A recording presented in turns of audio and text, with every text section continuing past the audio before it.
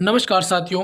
आज हम set exam 2013 के पेपर को सोल्व करने वाले हैं। हिस्ट्री सब्जेक्ट का जो आने वाले सेट एग्ज़ाम में आपके लिए बहुत ही महत्वपूर्ण होगा। और यह पेपर सेकंड है, इसमें पेपर दो होने वाले हैं, पेपर फर्स्ट और सेकंड। तो आज हम पेपर सेकंड को सोल्व करने वाले हैं साथियों। तो साथियों, बिना किसी देरी के शुरू करते हैं। इसमें सूची फर्स्ट को सेकंड से सम्मिलित कीजिए तथा सूचियों के नीचे दिए गए कोटों का प्रयोग कर सही उत्तर का चयन कीजिए। इसमें प्राचीन स्थल और साक्ष्य को मिलाना है अपने को। तो साथियों, अपने को याद होना चाहिए बालाकोट। तो बालाकोट से हमें सीप उद्योग के साक्ष्य मिले हैं। सुरकोटड़ा, तो सुरकोटड़ा से साथियों कलश सावधान के साक्ष्य मिले हैं। लोथल से अपने को जहाज की गोदी या जहाज की या गोदीबाड़ा भी इसे कह सकते हैं। गोदीबाड़ा शब्द का प्रयोग भी यहाँ किया गया है, गोदीबाड़ा। और चांदूड़ो से अपने को मनका बनाने का कारखाने या मनका बनाने का कारखाना यहाँ से मिला है। तो साथियों, ए में 4, बी में 3, सी में 2 और डी में फर्स्ट। इस आधार पर इसमें ऑप्शन नंबर फर्स्ट सही इसका आंसर होगा। अगला क्वेश्चन, इसमें कुछ कथन दिए हुए हैं, इन कथन को अपने को पढ़ना है। नीचे दो वक्तव्य दिए गए हैं, एक को कथन ए, दूसरे का कारण आर नाम दिया गया है। आप इन कथनों का परीक्षण कीजिए और नीचे दिए गए कोटों से सही उत्तर का चयन कीजिए। मोहनजोदड़ो करीब 2000 ईसा पूर्व तक उजड़ गया था, किंतु दूसरी ओर कालीबंगा है ना, दूसरी ओर कालीबंगा और लोथल 18वीं शताब्दी ईस्वी पूर्व तक विद्यमान रहे थे। कारण आर, ऐसा प्रतीत होता है कि हड़प्पा संस्कृति के विभिन्न क्षेत्रों के अस्तित्व में अंतर था। तो साथियों, ये दोनों ही कथन सही हैं और ए और आर इस दोनों की व्याख्या करता है। यानी इसमें ऑप्शन नंबर ए इसका सही आंसर होगा साथियों, है ना। इसमें मोहनजोदड़ो करीब 2000 ईसा पूर्व तक उजड़ गया था, तो बिल्कुल सही बात है। जबकि कालीबंगा और लोथल जो है ये दोनों 18वीं शताब्दी ईसा पूर्व तक विद्यमान रहे थे, और ये बात भी सही है ना। तो इस हिसाब से इसका ऑप्शन सही हो जाएगा। क्वेश्चन नंबर 3,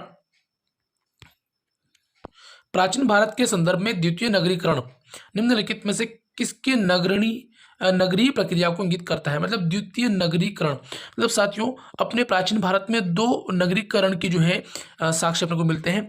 एक तो पहला था इंडस वैली या सिंधु घाटी सभ्यता के आसपास जो नगर पनपे थे, ये पहला नगरीकरण था अपने भारत का, भारतीय इतिहास में। और दूसरा नगरीकरण जो साथियों वो गंगा घाटी के क्षेत्र में फैला था। यानी कि पहला नगरीकरण सिंधु घाटी सभ्यता के आसपास और दूसरा नगरीकरण होता साथियों गंगा घाटी के आसपास। तो इसका ऑप्शन नंबर 2 इसका सही आंसर होगा।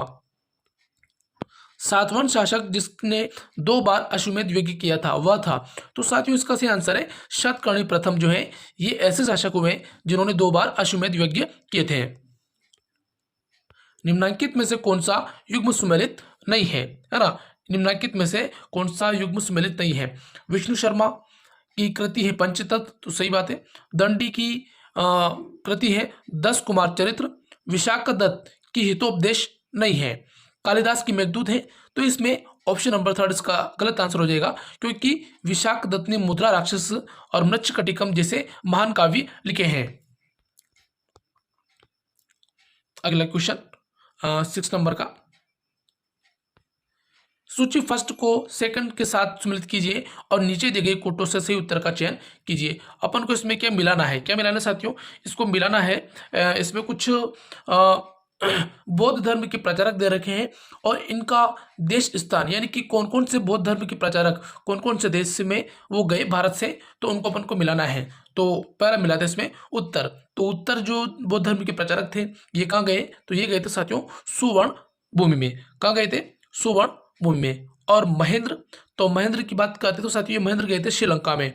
और रक्षित या रक्षित जिनको कहते हैं ये कहाँ गए थे, ये गए थे बनवासी में। और महादेव गए थे साथियों महेश मंडल में। तो इसके आधार पर इसका ऑप्शन नंबर फर्स्ट सही आंसर हो जाएगा। अगला क्वेश्चन, ग्रंथ प्रतिज्ञायोगंधरायण प्रतिज्ञा योगंधरायण के लेखक का नाम है ना। इस ग्रंथ के लेखक का क्या नाम है साथियों, तो इस ग्रंथ के लेखक का नाम है भास। हाँ, अगला क्वेश्चन, मालवार्जुनायन ने योद्धेय माद्रा काभीर पंक्ति का उल्लेख किस निम्नलिखित उल्लेख में हुआ है ना। तो महरौली लौह स्तंभ में, नालंदा प्रशस्ति में, इलाहाबाद प्रशस्ति में, मंदसौर प्रशस्ति में। तो साथियों इस शब्द का प्रयोग हुआ है इलाहाबाद प्रशस्ति में। कृषक समुदाय का उद्भव किस काल में हुआ? तो साथियों इसका उद्भव हुआ था नवपाषाण काल में, क्योंकि इस काल में आदि मानव जो है वो समूह बनाकर और कृषि करना उसने शुरू कर दिया था। अगला क्वेश्चन 10वां क्वेश्चन पढ़ते हैं अपन। इसमें अपने को सूची फर्स्ट को सेकंड से मिलाना है ना। तो मिलाते हैं। समाहर्ता है ना, तो समाहर्ता का क्या काम था साथियों? तो इसका विभाग था, इसमें कुछ अधिकारी दे रखे चंद्रगुप्त के और उनके विभाग है ना। तो कौन से अधिकारी को कौन सा विभाग दिया गया था? तो समाहर्ता को दिया गया था साथियों राजस्व। क्या दिया गया था साथियों? राजस्व। और प्रतिष्ठा, प्रतिष्ठा जो था ये न्यायाधीश था। कौन से विभाग का? फौजदारी, हाँ प्रतिष्ठा था न्यायाधीश था फौजदारी विभाग का, सॉरी फौजदारी विभाग का था वो, है ना, बी में थर्ड। और व्यवहारिक, व्यवहारिक था साथियों न्यायाधीश विभाग का। और आठवीं को होता था वन विभाग से। यानी इसके आधार पर इसका सही आंसर हो जाएगा ऑप्शन नंबर ए। अगला क्वेश्चन, राजस्थान में बौद्ध स्तूप के अवशेष किस स्थान पर मिले हैं?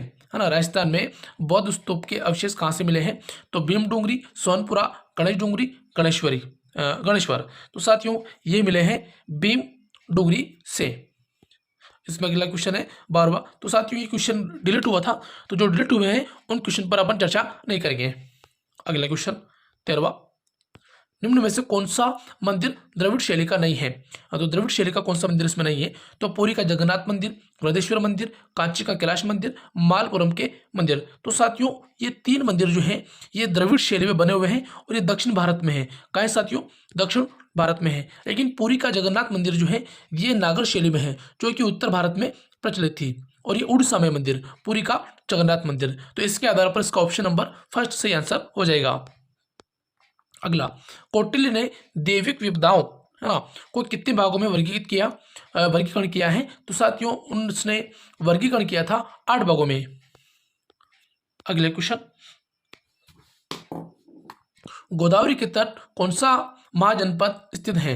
तो इसके तट पर स्थित था साथियों अस्सक।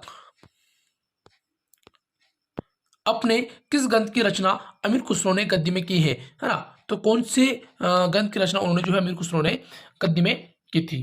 तो साथियों इसमें ऑप्शन है खजाइनुल फुतूह, नूह सिपहर, मिफ्ता उल फुतूह और तुगलकनामा। तो साथियों इसमें उसने खजाइनुल फुतूह की जो है रचना गद्य में की थी। बाकी इन 3 ग्रंथों की रचना उसने पद्य में की है। किस में की साथियों? पद्य में। और इसकी रचना गद्य में की है। अजमेर ने अढ़ाई दिन का झोपड़ा की दीवारों पर कौन सा संस्कृत नाटक उत्कीर्ण करवाया था? है ना, कौन से संस्कृत नाटक का उसने उत्कीर्ण करवाया था? तो इसमें है साथियों हरिकेली नाटक का उत्कीर्ण है। निम्नलिखित में से कौन सा क्रम कालक्रम के अनुसार सही है ना? कालक्रम के अनुसार अपने को इनको मिलाना है। तो इसमें मिलाने का प्रयास करते हैं साथियों। तो सबसे पहले अगर जन्म हुआ है तो साथियों कबीर का हुआ है। किसका हुआ है साथियों? कबीर का, है ना, कबीर सबसे पहले आए, फिर उसके बाद नानक, फिर चैतन्य, फिर दादू। तो इस आधार पर इसमें से आंसर हो जाएगा साथियों ऑप्शन नंबर ए। निम्नलिखित में से किसने दिल्ली को समस्त इस्लामिक पूर्व का सबसे बड़ा नगर कहा है? किसने इस्लामिक पूर्व का सबसे बड़ा नगर कहा है? तो साथियों इसमें कहा है इब्न बतूता ने। और इब्न बतूता मोरक्को का निवासी था। कहाँ का निवासी था साथियों? मोरक्को का निवासी था। और ये मोहम्मद बिन तुगलक के काल में 1334 ईस्वी में भारत की इसने यात्रा की थी। तो ये बात भी अपने को याद रखना है कि किसके शासन काल में जो इसने भारत में यात्रा की? तो मोहम्मद बिन तुगलक के काल में इसने यात्रा भारत में की थी। अगला क्वेश्चन 20वां, इसमें अपने को कुछ सूफी संत दे रखे हैं और उन्होंने कौन से सिलसिले को शुरुआत की है उनको मिलाना है, यानी सूफी सिलसिला और संस्थापक। तो साथियों चिश्ती सिलसिला है ना, तो इसके संस्थापक थे साथियों शेख मोइनुद्दीन चिश्ती यानी MA4। और उप सिलसिला जामिलिया है ना, तो इसके थे साथियों शेख जमालुद्दीन। कौन थे? शेख जमालुद्दीन। और कादरिया सिलसिले के थे साथियों नियामत। और सुहरावर्दी के थे बहाउद्दीन जाकरिया। यानी इसके आधार पर इसमें ऑप्शन नंबर फर्स्ट से आंसर हो जाएगा, है ना, क्योंकि इसमें जो है MA4 को मिला देते हैं अपन, है ना, और बी में बी में थर्ड और सी में 2 और डी में फर्स्ट हो जाता है इसका आंसर, यानी ऑप्शन नंबर इसका सही आंसर है। अगला क्वेश्चन, निम्नलिखित घटनाओं को दिए गए कोटों की सहायता से कालानुक्रम से व्यवस्थित कीजिए, यानी इन घटनाओं को कालानुक्रम के अकॉर्डिंग जमाना है, यानी कि कौन सी घटना सबसे पहले हुई और कौन सी घटना सबसे बाद में हुई, उसके आधार पर इनको मिलाना है साथियों। देखो, पानीपत का द्वितीय युद्ध की अपन बात करते हैं साथियों, तो ये कब हुआ, तो ये हुआ था साथियों 1556 ईस्वी में। कब हुआ था साथियों, 1556 ईस्वी में। और बिलग्राम का युद्ध की अपन बात करें तो ये हुआ था साथियों 1540 ईस्वी में। कब हुआ था, 1540 ईस्वी में। और पुरंदर की संधि जो शिवाजी और जयसिंह के मध्य हुई थी, तो ये हुई थी साथियों 1665 ईस्वी में। कब हुई थी, 1665 ईस्वी में ये जो है पुरंदर की संधि हुई थी। और सुगौली की संधि ये हुई थी 1816 में, ये नेपाल और ईस्ट इंडिया कंपनी के मध्य हुई थी, है ना। नेपाल के राजा और ईस्ट इंडिया कंपनी के मध्य सुगौली की संधि हुई थी। इस आधार पर इसमें जो है, यानी सबसे पहले बेलग्राम का युद्ध हुआ, यानी बी कहाँ है, इस जगह है ना, बी। अब देख मिलाने का प्रयास करते हैं अपन, हाँ 2 जगह बी इसमें, है ना।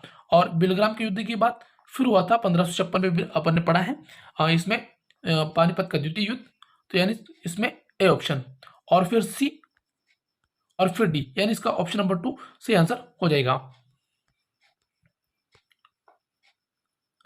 निम्नलिखित में से कौन सा युग्म सही नहीं है साथियों, है ना। सही नहीं को अपने को इसमें मिलाना है, तो अमीर खुसरो, तुगलकनामा, सुल्तान फिरोज, फतुहात ए फिरोज शाही, अफीफ तारिक ए फिरोज शाही, बनी फतुह उस सलातिन, है ना। तो अपन को इसको मिलाना है साथियों, तो इसमें क्या आंसर होगा, तो ये साथियों इसमें बर्नी वाला ऑप्शन जो ये लास्ट का, ये गलत है, क्योंकि फतुह उस सलातिन पुस्तक जो है ये इसने लिखी है, ये लिखी है ख्वाजा अबू बकर इसामी ने। किसने लिखी साथियों, ख्वाजा ख्वाजा थोड़ा थोड़ा सा, हाँ, ख्वाजा ख्वाजा अबू बकर इसामी, है ना, ने ये लिखी है पुस्तक फतुह उस सलातिन, यानी इसका ऑप्शन नंबर 4 सही आंसर हो जाएगा। ये इसमें गलत है, नहीं पूछा है।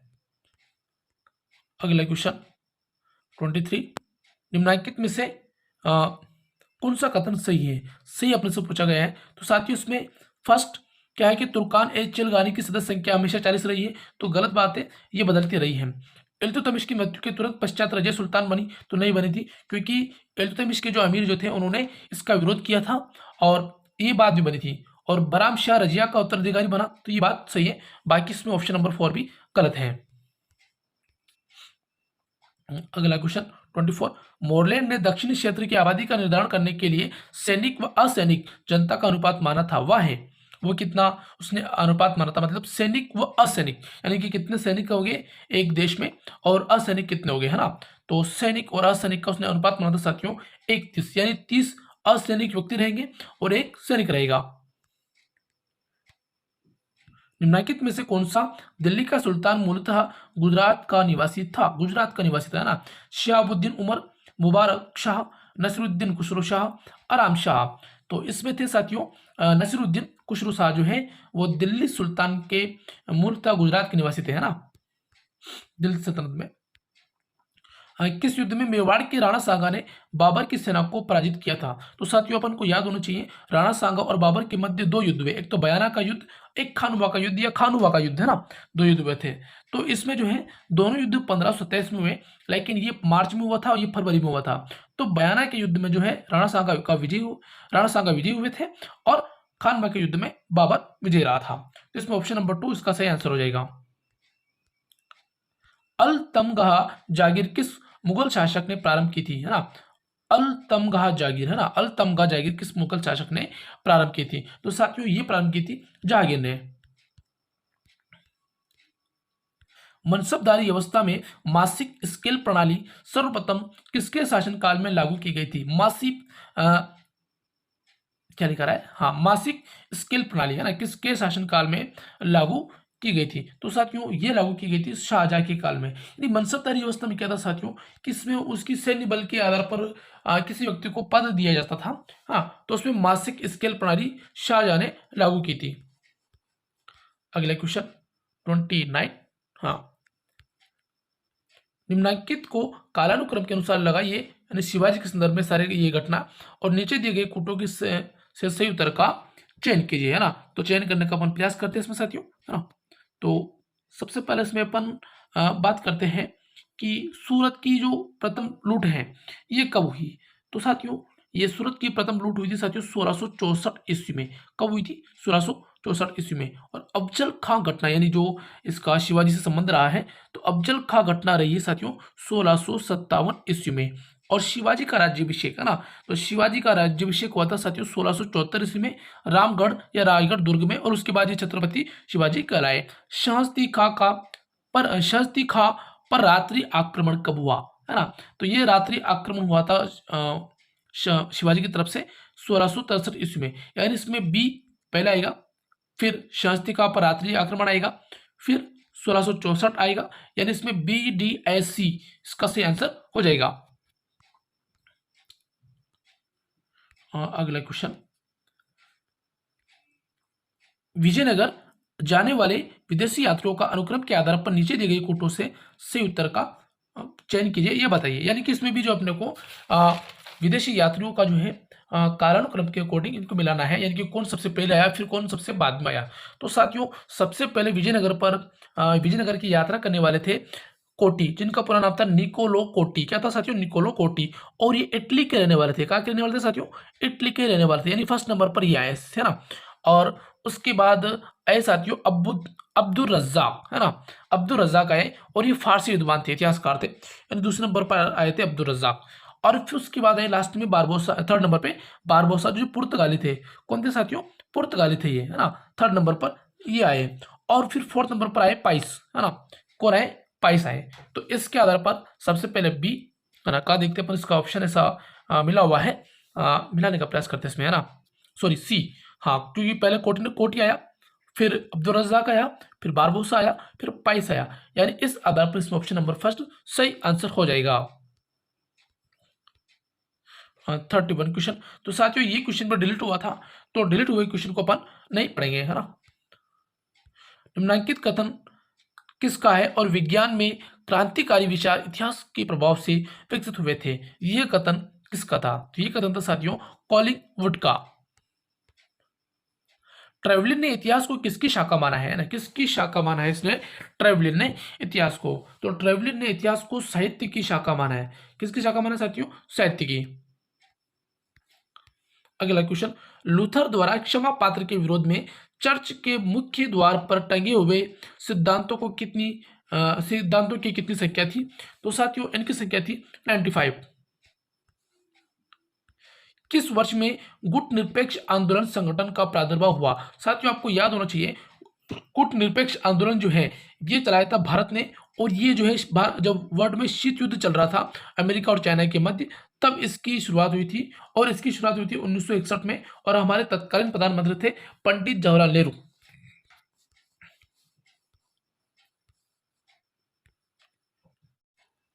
अगला क्वेश्चन, निम्नलिखित को कालक्रम में लगाइए और नीचे दिए गए कोटों से सही उत्तर का चयन कीजिए। संताल विद्रोह, काशी विद्रोह, चुआर और हो विद्रोह और रामोसी विद्रोह। तो साथियों सबसे पहले विद्रोह हुआ था चुआर और हो विद्रोह।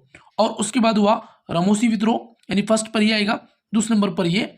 और फिर उसके बाद हुआ था साथियों काशी विद्रोह, और लास्ट में हुआ था संताल विद्रोह। यानी इसके आधार पर इसमें सही आंसर होगा DCDBA, यानी ऑप्शन नंबर फर्स्ट इसका सही आंसर हो जाएगा। अगला क्वेश्चन, 1763 ईस्वी में किस संधि के कारण तृतीय कर्नाटक युद्ध का अंत हुआ था? है ना, इलाहाबाद, दिल्ली, पेरिस, लंदन। तो साथियों ये युद्ध हुआ था, वो संधि हुई थी पेरिस की संधि 1763 ईस्वी में। अगला क्वेश्चन, भारतीय ईसाइयों के लिए पृथक निर्वाचन का प्रावधान किस अधिनियम से सर्वप्रथम रखा गया? भारतीय ईसाइयों के लिए पृथक निर्वाचन का प्रावधान। तो साथियों इसका सही आंसर है 1919 ईस्वी को, क्योंकि साथियों इस अधिनियम में जो है सांप्रदायिक निर्वाचन प्रणाली की जो है शुरुआत हुई थी। सांप्रदायिक निर्वाचन प्रणाली की शुरुआत इसी अधिनियम के तहत हुई थी भारत में। अगला क्वेश्चन, कलकत्ता के विशेष अधिवेशन में 1920 ईस्वी में जिसमें असहयोग आंदोलन का प्रस्ताव पास हुआ था, उसकी अध्यक्षता किसने की थी? तो साथियों इसकी अध्यक्षता की थी साथियों लाला लाजपत राय ने। बंगाल विभाजन दिवस को मनाने का सुझाव रविंद्रनाथ टैगोर ने दिया था। तो किस रूप में उन्होंने इसको मनाने का जो सुझाव दिया था साथियों, तो उन्होंने दिया था रक्षाबंधन दिवस के रूप में मनाने का जो है सुझाव दिया था। और आपको याद होना चाहिए साथियों, बंगाल विभाजन 1905 ईस्वी में हुआ था और इसी आंदोलन के विद्रोह में भारत में स्वदेशी आंदोलन चलाया गया था 1905 ईस्वी में, है ना। स्वदेशी आंदोलन भी साथियों इसी आंदोलन के विद्रोह में या इसी मतलब निर्णय के विरोध में चलाया गया था बंगाल विभाजन के बाद। अगला क्वेश्चन 41। हाँ, स्वराज पार्टी ने काउंसिल प्रवेश का निर्णय किया क्योंकि इसका निर्णय करने का कारण क्या था साथियों, तो इसका कारण था साथियों वह 1919 के अधिनियम की कमजोरियों का पर्दाफाश करना चाहती थी। यानी इसमें ऑप्शन नंबर 2 सही आंसर हो जाएगा। इंडियन मुसलमान का लेखक कौन है, यानी इस पुस्तक के लेखक कौन है ना। तो इस पुस्तक के लेखक के साथियों 44 जो है क्वेश्चन 42 क्वेश्चन है। तो इसके लेखक के साथियों हंटर कौन है, हंटर है इस पुस्तक के लेखक इंडियन मुसलमान। अगला 43 क्वेश्चन, अंग्रेजी ईस्ट इंडिया कंपनी को बंगाल, बिहार तथा उड़ीसा की दीवानी का अनुदान 1765 में किसके साथ हुई संधि से प्राप्त हुआ था। तो साथियों आपको याद होना चाहिए 1765 में इलाहाबाद की संधि हुई थी किन किन के मध्य, अंग्रेज ईस्ट इंडिया कंपनी और बंगाल, बिहार और उड़ीसा के जो नवाब थे शाह आलम द्वितीय के मध्य। यानी इसमें ऑप्शन नंबर फर्स्ट सही आंसर हो जाएगा। 1925 में कांग्रेस की अध्यक्ष बनने वाली प्रथम भारतीय महिला कौन थी 1925 में, तो साथियों वो बनी थी सरोजिनी नायडू। अगला क्वेश्चन, निम्नलिखित को उचित क्रमानुसार दिए गए कूटों के आधार पर बताइए। यानी इनमें ये शिक्षा से संबंधित जो अधिनियम है इनमें कौन सा अधिनियम सबसे पहले हुआ और कौन सा बाद में हुआ। तो साथियों अपने को याद होना चाहिए वुड्स डिस्पैच ये हुआ था 1854 ईस्वी में।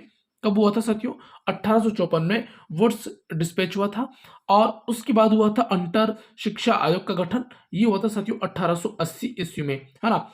उसके बाद हुआ था सेटलर विश्वविद्यालय आयोग और ये इसका गठन हुआ था साथियों 1913 ईस्वी में। और सबसे लास्ट में हुआ था हार्टोंग आयोग, ये बना था 1929 ईस्वी में।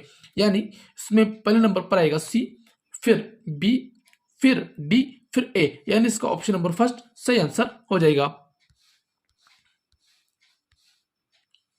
भारतीय संघ के राष्ट्रपति के निर्वाचन में निम्नलिखित में से कौन सा अपना मत नहीं डाल सकता है ना। इनमें से कौन सा मत जो अपना नहीं डाल सकता है। तो साथ ही इसमें विधान परिषद का निर्वाचित सदस्य ये मत वो अपना नहीं डाल सकता है भारतीय संघ के राष्ट्रपति के निर्वाचन में, है ना। माउंटबेटन योजना में भारत विभाजन योजना 1947 ईस्वी के किस मास में घोषित की गई थी। तो साथियों ये घोषित की गई थी साथियों जून में, है ना। ये माउंटबेटन योजना को जून माउंटबेटन योजना भी कहते हैं और ये जून 1947 को घोषित की गई थी। 1947 में केवल 3 रियासतें भारत संघ में सम्मिलित नहीं हुई थी। उन तीनों में से निम्नलिखित में से कौन सी एक नहीं है। तो साथियों इसमें हैदराबाद, कश्मीर, जूनागढ़ ये तीनों वही रियासतें हैं जो सम्मिलित नहीं होना चाहती थी भारतीय संघ में, लेकिन भावनगर सम्मिलित हो गई थी। अगला क्वेश्चन, वेदों की ओर चलो का नारा किसने दिया था। तो साथियों ये दिया था स्वामी दयानंद सरस्वती ने वेदों की ओर चलो नारा। अगला क्वेश्चन, हिटलर की सीक्रेट पुलिस का क्या नाम था। तो उसका नाम था गेस्टापो। तो साथियों ये थे आज के सेट एग्जाम 2013 के क्वेश्चन पेपर सेकंड के। तो इसी प्रकार यदि अगर आपको ये वीडियो अच्छा लगता है इसको लाइक एंड शेयर सब्सक्राइब करें। और इसके बाद में जो है पेपर सेकंड, है ना, हिस्ट्री का पेपर फर्स्ट, ये तो सेकंड है और पेपर फर्स्ट भी जो है मैं सोल्व करने वाला हूँ अपने अगले वीडियो में। तो साथियों थैंक यू सो मच।